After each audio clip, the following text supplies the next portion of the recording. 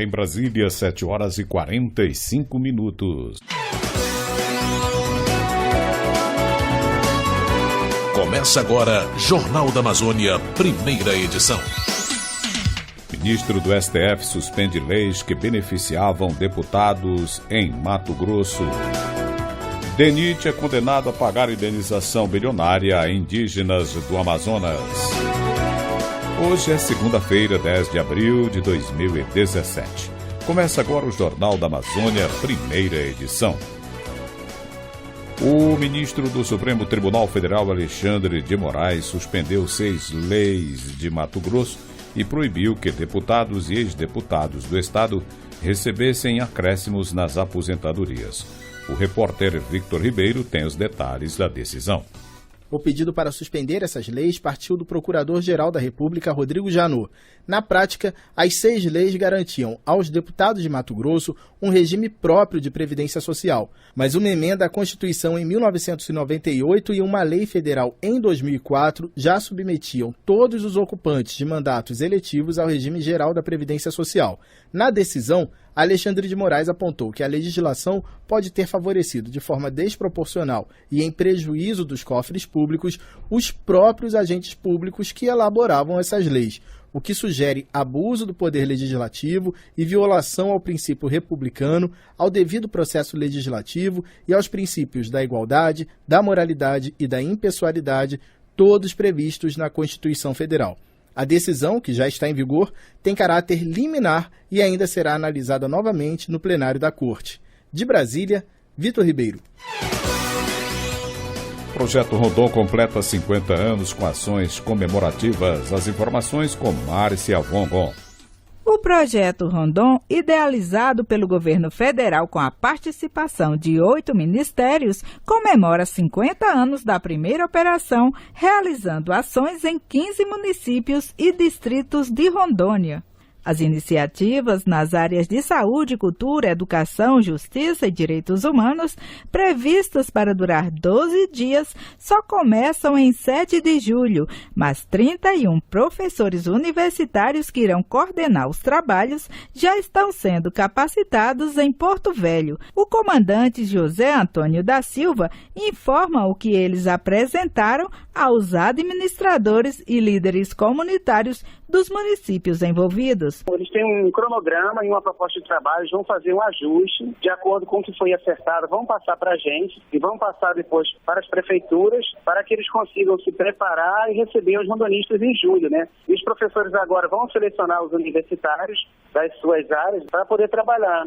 O militar explicou que a ideia da iniciativa, realizada em parceria com instituições de ensino superior de todo o país, é somar esforços junto às lideranças comunitárias e à população, com o intuito de formar multiplicadores para a promoção da cidadania. Serão oferecidos cursos, oficinas e seminários aos participantes durante 2 semanas. Uma novidade é que este ano 10 alunos das áreas de comunicação, incluindo jornalismo, publicidade e design, irão produzir conteúdos para divulgar nas mídias digitais. O projeto Rondon, iniciado em 1967, realizou 76 operações em 1.142 municípios do país, beneficiando mais de 2 milhões de pessoas. De Brasília, Márcia Vongon.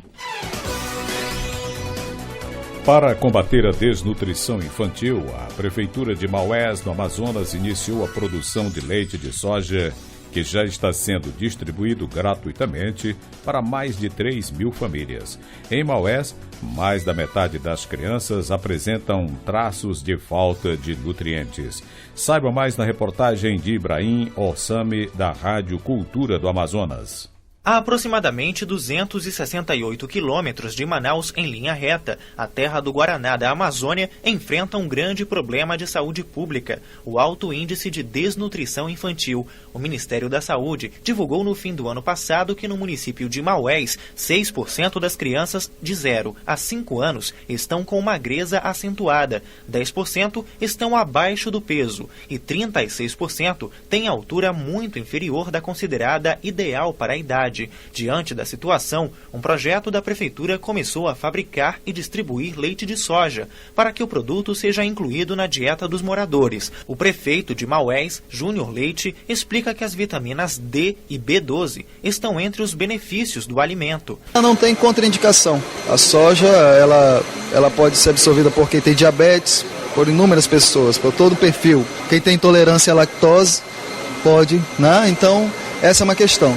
Mas, fundamentalmente, por conta dos subprodutos que a soja nos permite trabalhar e também alcançar essas famílias através do programa que hoje é o Leve Leite, mas que também vai se transformar num programa de distribuição desses derivados de soja a curto prazo. Nesta primeira fase, 40 toneladas de soja foram compradas do estado do Mato Grosso. 5 toneladas devem ser usadas diariamente. Uma máquina chamada vaca mecânica transforma os grãos em leite. O material é moído, pasteurizado, adoçado e também recebe saborizantes para agradar o paladar das crianças. O equipamento tem capacidade de produzir até 500 litros de leite por hora. Mais de 3.000 famílias já recebem um leite em 9 pontos de distribuição gratuita. Mesmo quem não está cadastrado no programa consegue receber.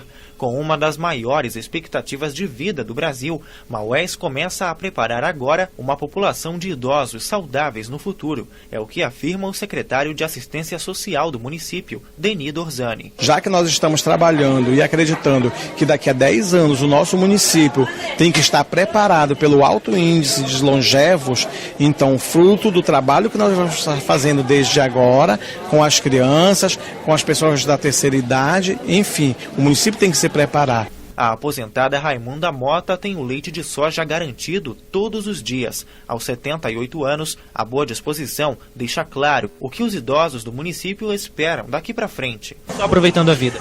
Só para viver já. Tô só vivendo já, até quando Deus quiser. O programa de distribuição gratuita de leite de soja está orçado em R$1,5 milhão por ano e é totalmente custeado pela Prefeitura Municipal de Maués. São produzidos 5.000 litros diários. Os excedentes vão para postos de saúde, entidades sociais e escolas. De Maués, Amazonas, Ibrahim Ossami. Cotação do ouro. De acordo com dados da Bolsa de Mercadorias e Futuros, o valor médio do grama do ouro comercializado ontem foi de R$ 126,75. 7 horas e 53 minutos. Estamos apresentando Jornal da Amazônia, primeira edição. Sobe para 7 o número de detentos mortos na unidade prisional do Puraquequara, UPP, em Manaus. O corpo de Jonatas Brito Pena foi encontrado dentro da cela por volta das 17 horas e 30 minutos de sábado.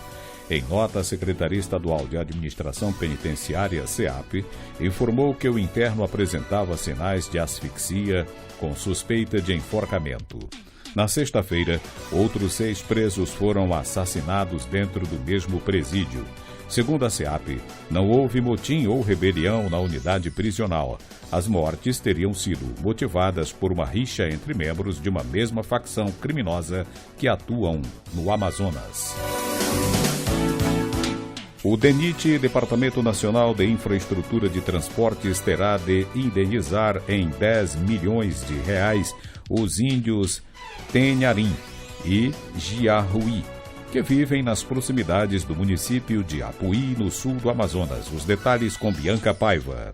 A decisão é da Justiça Federal e foi baseada em ação do Ministério Público Federal no Estado, que apontou graves danos ambientais causados ao território e ao modo de vida tradicional das etnias por obras na BR-230, a rodovia transamazônica. Na sentença, a juíza Jaisa Frache também determina que a autarquia recupere as áreas degradadas nas terras indígenas desses povos e a vegetação das margens de igarapés e rios que foram devastadas pela construção da estrada.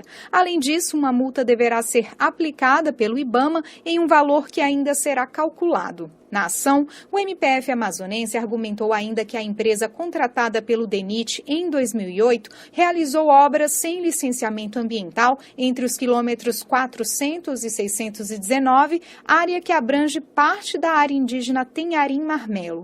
O órgão também mencionou um relatório de fiscalização do IBAMA de 2009 que constatou que a construção teria facilitado a exploração de jazidas de cascalho e a retirada ilegal de madeira da área de proteção para a reconstrução das pontes. O processo de demarcação da terra indígena Tenharim-Marmelo, onde vivem quase 1.000 indígenas, foi concluído em 1996. Já a homologação da terra indígena Jearrui, que abriga aproximadamente 100 pessoas, ocorreu em 2004. O DENIT ainda pode recorrer da sentença. A reportagem solicitou um posicionamento da autarquia sobre a decisão e aguarda retorno. De Manaus, Bianca Paiva. No Amapá, cerca de 200 toneladas de pescado vão ser comercializadas a preços populares até o fim de Semana Santa.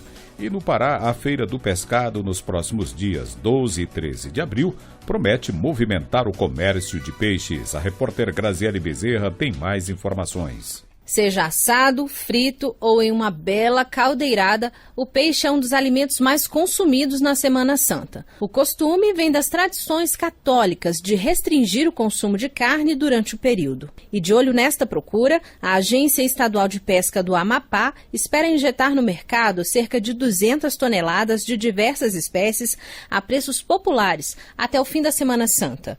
No estado, as espécies mais procuradas são tambaqui, pirapitinga, pescada amarela, dourada, filhote, tamauatá, apaiari e acaraçu.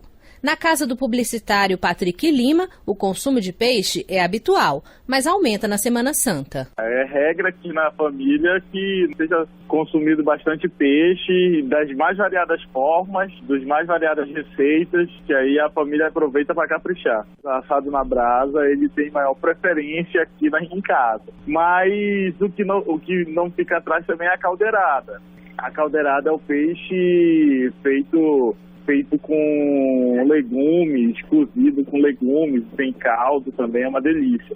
No Pará, a missão é proteger o mercado local na Semana Santa. Para isso, o governo baixou uma portaria proibindo a saída de qualquer pescado in natura, fresco, resfriado ou salgado produzido ali. Só os produtos industrializados e com selo de inspeção federal poderão sair do estado. Com a medida, o governo pretende, além de evitar o desabastecimento, combater o aumento dos preços durante esta semana. E para aquecer ainda mais o mercado, o estado vai promover a Feira do Pescado nos próximos dias 12 e 13 de abril, quarta e quinta-feira santa, na capital e nos municípios do interior. A expectativa é comercializar 150 toneladas de pescado, além de ostras, caranguejo e peixes vivos. No estado, os peixes mais procurados no período são surubim, gó, piramutaba, camurim e pescada branca, que desde fevereiro, segundo o DIEESE, já apresentaram reajustes de preços superiores a 20%. Reportagem Graziele Bezerra. Esporte. Seleção brasileira de futebol feminino goleia a seleção da Bolívia em Manaus. As informações com Renata Martins ao vivo aqui no estúdio. Bom dia, Renata. Bom dia, Frank e ouvintes. Em jogo amistoso ontem na Arena Amazônia, a seleção brasileira de futebol feminino deu um chocolate na Bolívia.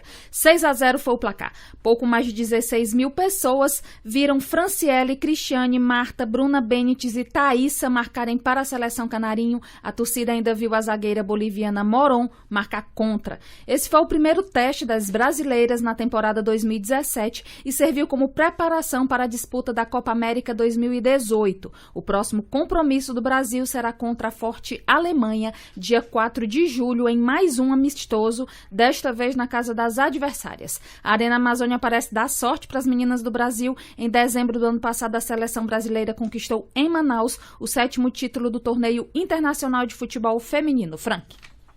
Termina aqui o Jornal da Amazônia, primeira edição. Apresentação de Frank Silva, trabalhos técnicos Cláudio Lima, redação e edição Mariane Póvoa.